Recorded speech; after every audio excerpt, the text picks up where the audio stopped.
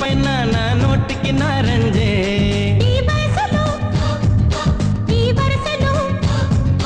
ఈ వయసులో ఈ వరసలో నిప్పైన నీవేలే అమ్మాయే సన్నగా అరనవ్వే నవ్వగా మతి తప్పి